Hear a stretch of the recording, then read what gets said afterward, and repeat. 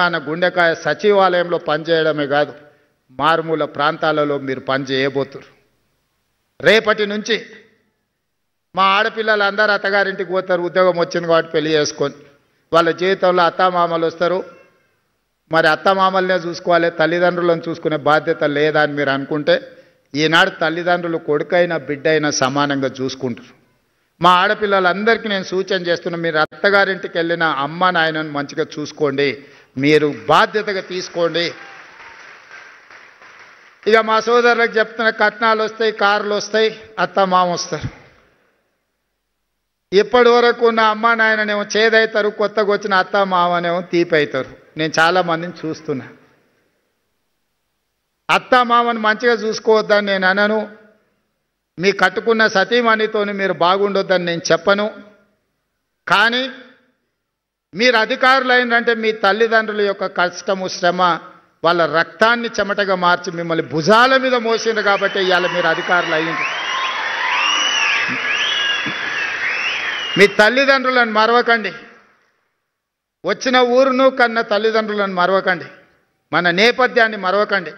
మీరు ఏ కుర్చీలో కూర్చున్నా మీ ఎదురుకొచ్చి నిలబడి ఒక పేదవాడు మీ కళ్ళల్లో మీ తల్లిదండ్రులే ఒక అధికారి దగ్గర పోయి నిలబడితే ఏం పరిస్థితి ఉంటుందో మీరు అది ఒక్కసారి ఆలోచనలకు తెచ్చుకోండి.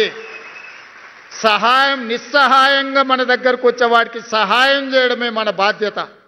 ఈరోజు మీకు ఇస్తున్న అధికారం నిస్సహాయులకు సహాయంగా అండగా నిలబడే అధికారం ఈరోజు ఈ ప్రభుత్వం ఇస్తుంది. నేనైనా మీరైనా మనమైనా నిస్సహాయులకు సహాయం అందించడమే మన బాధ్యత. కన్న తల్లిదండ్రులను, పుట్టి పెరిగిన సొంత ఊరిని అభివృద్ధి చేసుకోవడం మన బాధ్యత. మీరు అంకితమవుతారని నాకు సంపూర్ణమైన విశ్వాసం ఉన్నది. మీ అందరి పట్ల నాకు నమ్మకం ఉన్నది.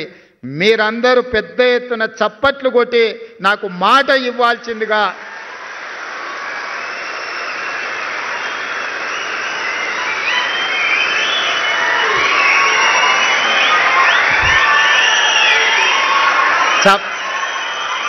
చప్పట్లే కదా కొట్టేసినాం. రేపటి నుండి సార్ చూడబోతారా అని మీరు అనుకుంటారేమో.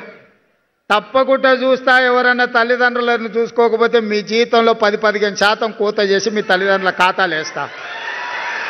చట్టమే తెస్తున్నా, ఆ చట్టాన్ని మీతోనే రాపిస్తా.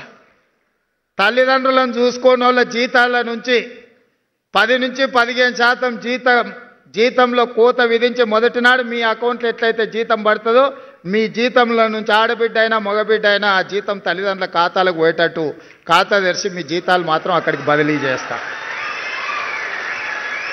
అది చట్టం చేస్తా, ఆ చట్టం మీతోనే రాపిస్తా. సెక్రటేరియట్లకు ఎవరు వస్తారో రామకృష్ణారావు గారు, మనం ఒక కమిటీ వేయండి కొత్త ఆఫీసర్లతో ఆ చట్టం రాపిచ్చే దాంట్లో.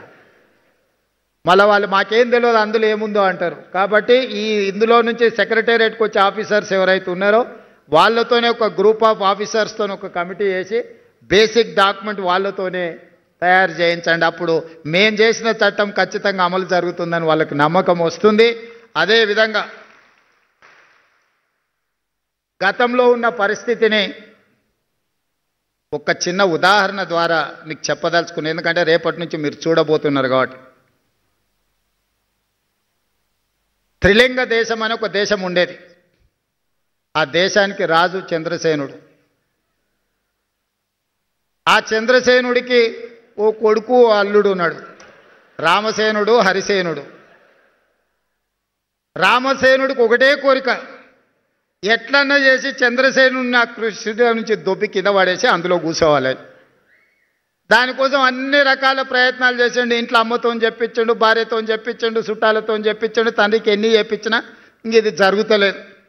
చూసి ఇక ఎక్కడ జరుగుతలేదని చెప్పి ఏం చేయాలని ఆలోచన చేస్తుంటే ఆయనకు హరికర వేణుగోపాలరావు గారని పెద్ద మనిషి ఎదురైండు. అయ్యగారు ఎట్లా మరి నా కోరిక నెరవేర్తలేదు, ఏం చేయాలంటే, ఇట్లా అయితే కుదరదాయా, నువ్వు జర గట్టిగా తపస్సు చెయ్యి, తపస్సు చేస్తే దేవుడు ప్రత్యక్షమవుతాడు, ఇక నువ్వు దేవుని కోరుకుంటే మాత్రం నీ కోరిక నెరవేరేటట్టు ఉంది అని సూచన చేసిండు. సరే మంచిదని ఎత్తుకుతే ఆదిలాబాద్లో 1000 ఊడల మర్రి కనిపించింది. ఇది అయితే బాగుంటుంది తపస్సు అని.